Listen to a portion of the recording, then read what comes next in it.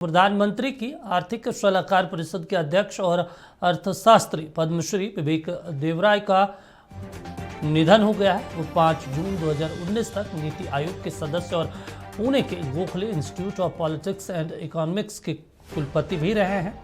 विवेक देवराय का दिल्ली एम्स में आंतों में इन्फेक्शन की वजह से निधन हो गया है। प्रधानमंत्री मोदी ने डॉक्टर विवेक के निधन पर गहरा शोक व्यक्त किया।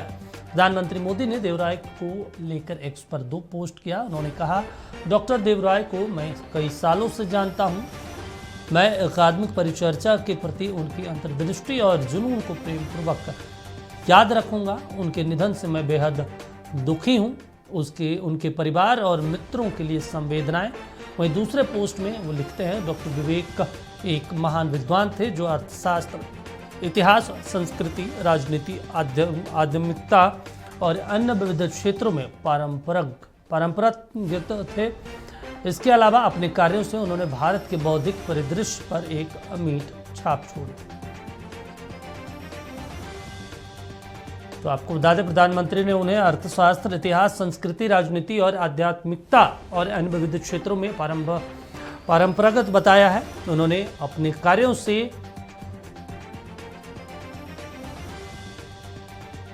उन्होंने भारत के बौद्धिक परिदृश्य पर एक अमिट छाप भी छोड़ी है।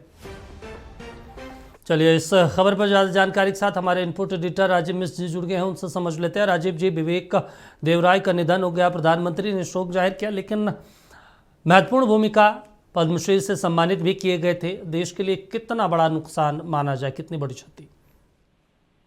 दीपक, इसमें कोई दो मत नहीं है कि विवेक देवराय का जाना देश के लिए बहुत बड़ा नुकसान है। विवेक देवराय के बारे में कहा जाता है कि देश की आर्थिक नीतियों को आकार देने में इनकी बहुत बड़ी भूमिका थी। भारतीय अर्थव्यवस्था में इनका खासा योगदान रहा है जी। विवेक देवराय, अभी आपको याद होगा कि अभी कुछ दिनों पहले बहुत चर्चा में आए थे। जैसा कि आपने बताया कि वो पद्मश्री से सम्मानित थे। वो प्रधानमंत्री नरेंद्र मोदी के आर्थिक सलाहकार परिषद के चेयरमैन थे। वो नीति आयोग के सदस्य भी रह चुके थे। उन्होंने कई किताबें लिखी हैं। आपको याद होगा कि सबसे चर्चित उनका वो महाभारत और पुराण का बहुत सरल और सहज अंग्रेजी भाषा में उसका अनुवाद किया था। लेकिन इन चीजों के साथ आपको भी कुछ दिनों पहले याद होगा कि उन्होंने एक अंग्रेजी अखबार में मिंट में उन्होंने एक लेख लिखा था और उस लेख में उन्होंने भारत में एक नए संविधान की मांग कर दी थी। उन्होंने लिखा था कि नए संविधान लिखे जाने की जरूरत है। इसके पीछे उन्होंने तर्क दिया था कि मौजूदा संविधान का आधार 1935 है और 1935 के भारत सरकार अधिनियम पर है और 2047 के लिए एक नए संविधान की आवश्यकता है। उनके इस बयान ने काफी सुर्खियां बटोरी थी और विपक्ष ने इसको, खासकर कांग्रेस पार्टी ने इसको लपट लिया था। आपको याद होगा कि लालू यादव ने भी इस पर ट्वीट किया था और उसके बाद ये मामला बहुत सुर्खियों में आया और लोकसभा चुनाव में भी संविधान बदलने की बात को लेकर भारतीय जनता पार्टी पर हमला किया गया। हालांकि माना जाता है कि उसमें कुछ नुकसान भी हुआ।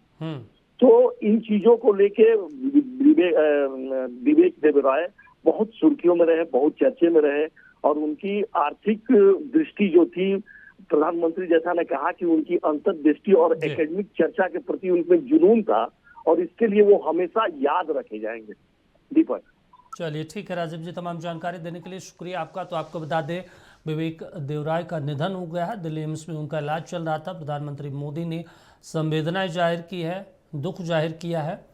आपको बता दें, लोकसभा चुनाव के दौरान उन्होंने एक लेख भी लिखा था, संविधान बदलने की बात कही थी, जिसको लेकर काफ़ी विवाद भी हुआ था।